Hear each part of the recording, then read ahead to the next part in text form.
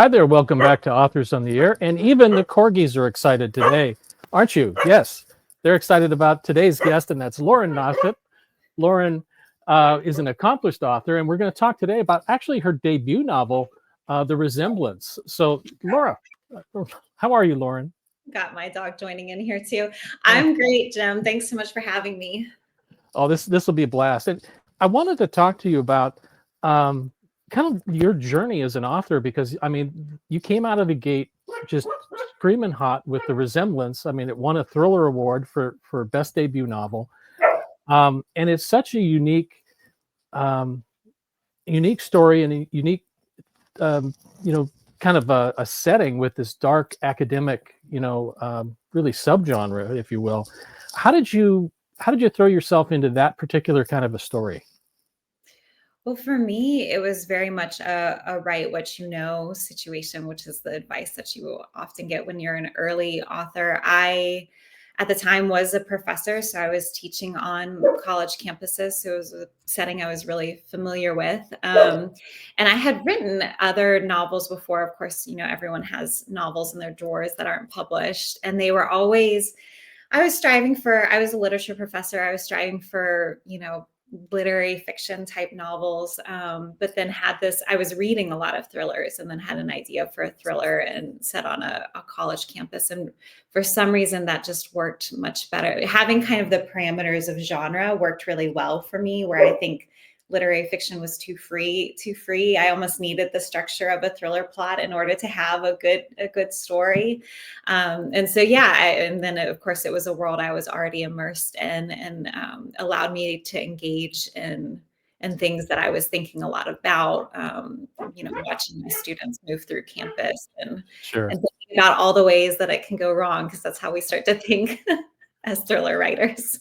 True. I mean, you don't see thriller writers come from a background like yours. I mean, you have a PhD in German literature, and you've turned that into a thriller writer, toolkit,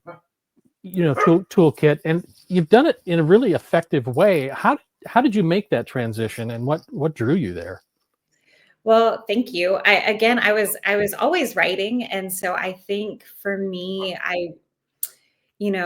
I was teaching German language classes, but also literature and film classes, and teaching students how to analyze literature, all while in secret. I was writing my own, and really in secret. Very few people knew that I was doing this, because when you're a professor, you're expected to publish, and I was working on articles, but it's almost frowned upon to have additional hobbies, I think. And so I didn't want to say I was spending time doing anything else, that wasn't directly related to teaching, to my scholarly work. But I remember one summer, I gave myself, normally over the summer, I would take on a big research project, and I had two smaller ones.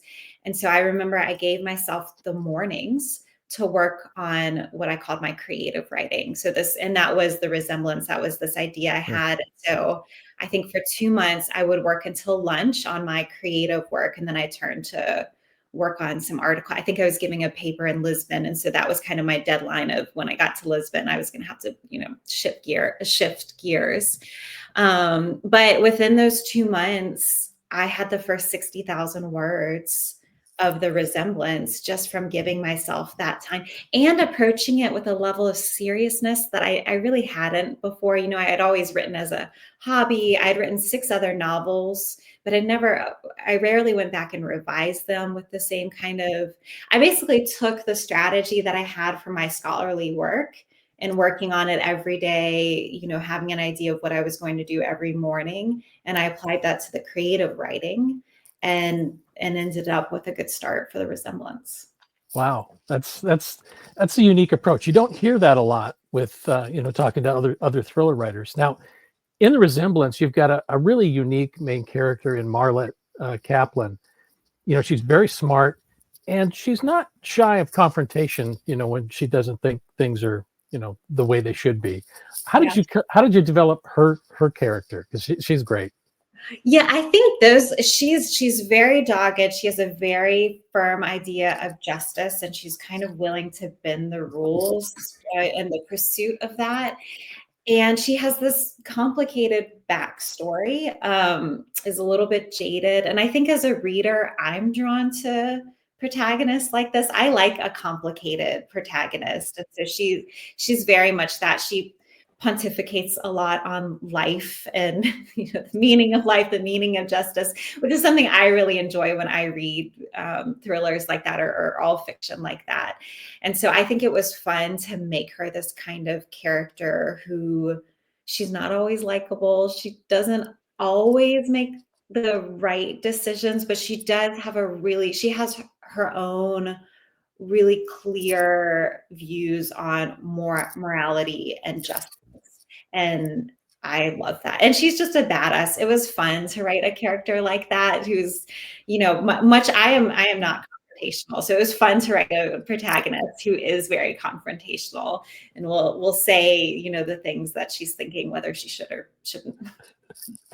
No, I mean, Marlitt, yeah, you're dead on. She's got a moral compass.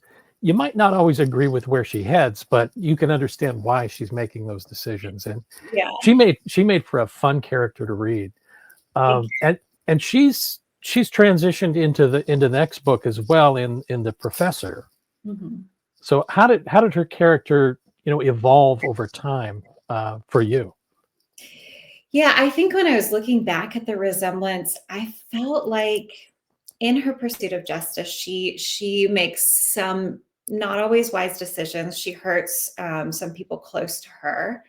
And I remember when I first started writing The Professor, I felt like she needed to be punished a little bit in a way that she wasn't, more for some of the personal decisions that she makes, personal and professional. I guess professional decisions she makes that hurts one of her friendships. Mm-hmm. And then as I was writing, I realized it was less about her being punished and more about her having the opportunity to grow. And so that's what I hope she has between the two books has more of a full character arc, because I felt like in the first one, she didn't quite have the character arc that I wanted her to have.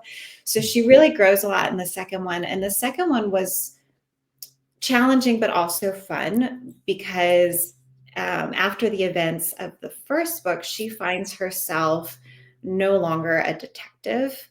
Right. That's a bit of a spoiler. That's also been out for a couple of years, and it doesn't ruin the mystery, I'll say. So at the beginning of book 2, she has all the skills of a detective, but she doesn't have the resources anymore. So it was really fun to think about now that she's thrown back into a new mystery, in a suspicious student death, a professor accused of having an affair with this student before he died.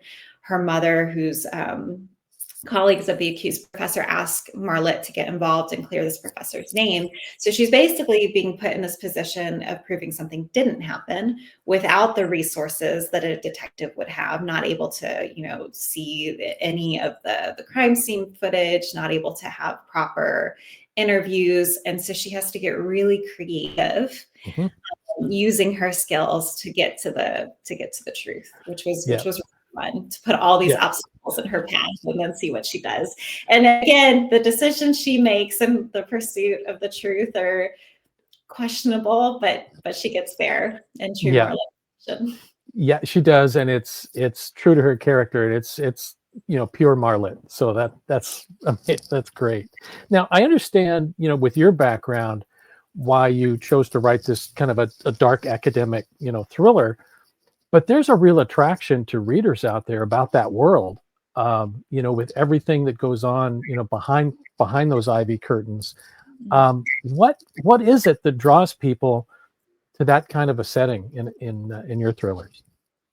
Oh gosh, I mean, I think part of it can be nostalgia. I think a lot of us look back on our college days fondly, so it's fun to go back and kind of experience that world through the pages of the book.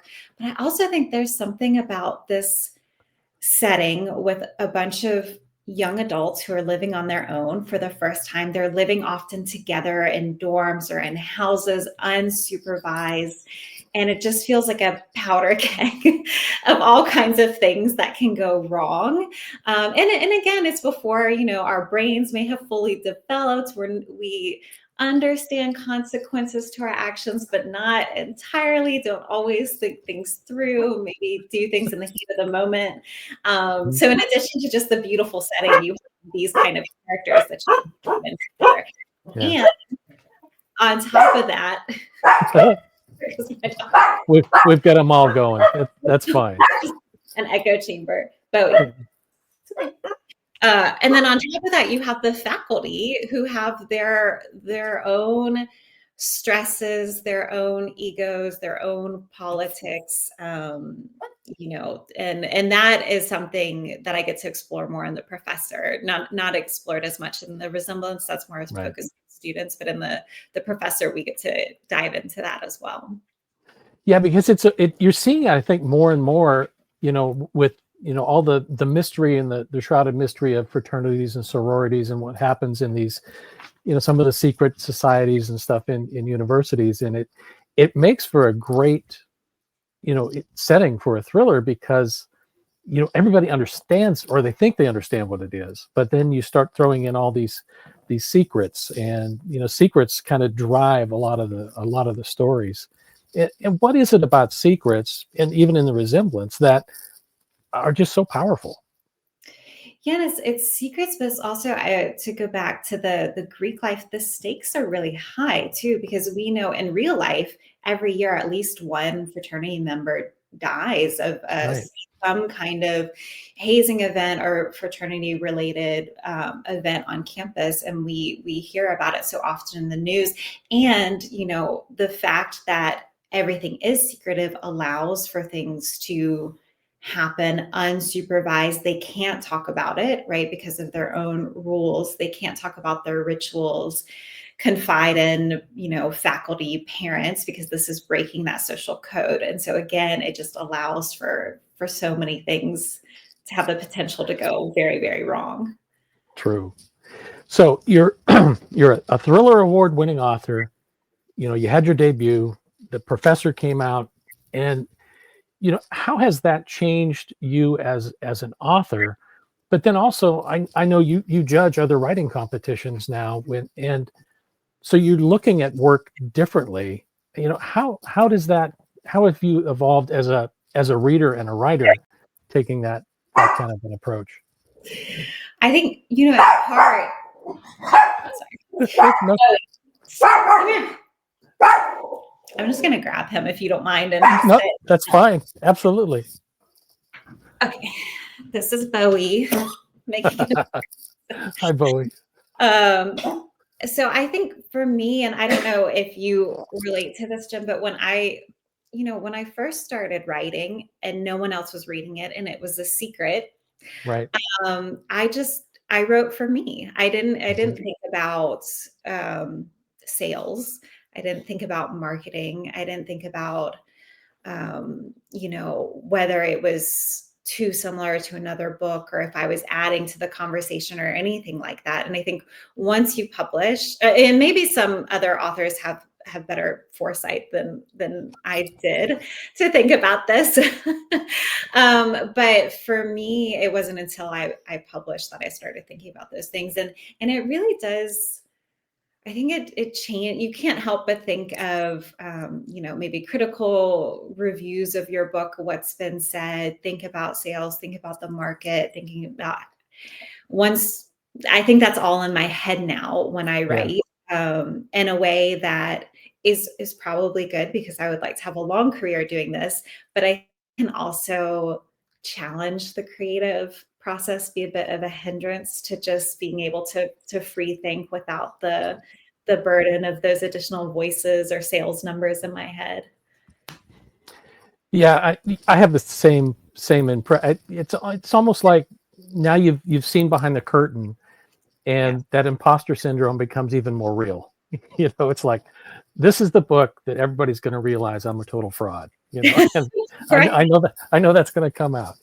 But well, yeah, the side is it has been nice meeting other authors, getting to have conversations like this, realizing that some of the things we do or I do are not crazy, you know, when it comes to craft, or, you know, when it Right. comes to the fears of the reception and stuff like that. And I found the author community to be really, really lovely and supportive, especially the thriller author community.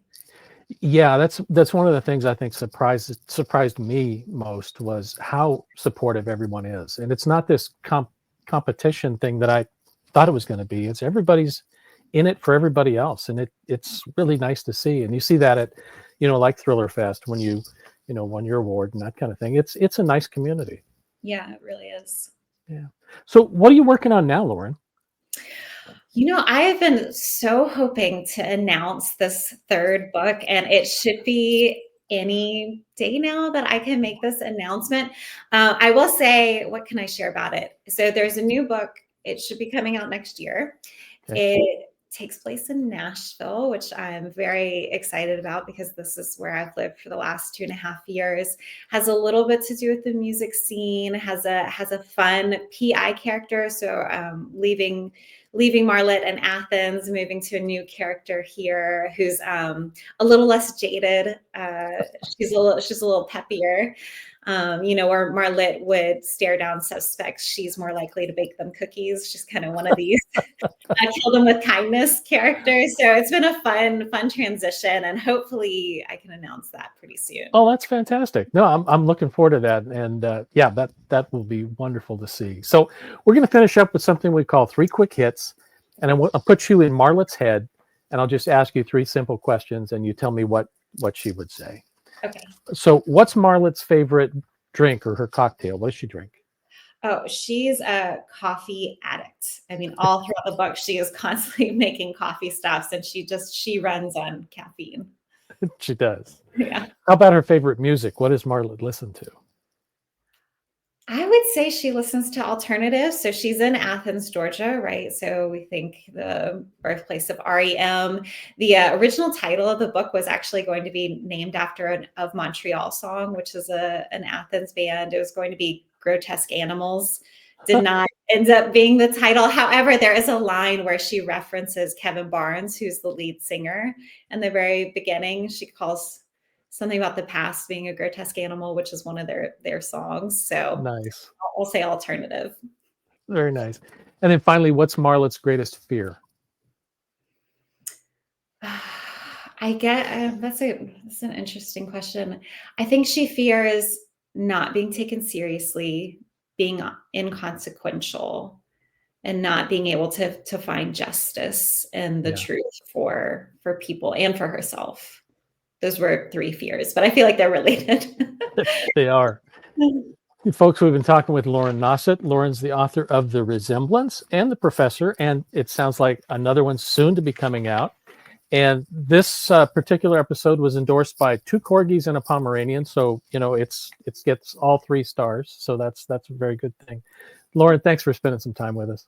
Thanks for having me, Jim. This was fun. Anytime. You take care. Thanks, you too.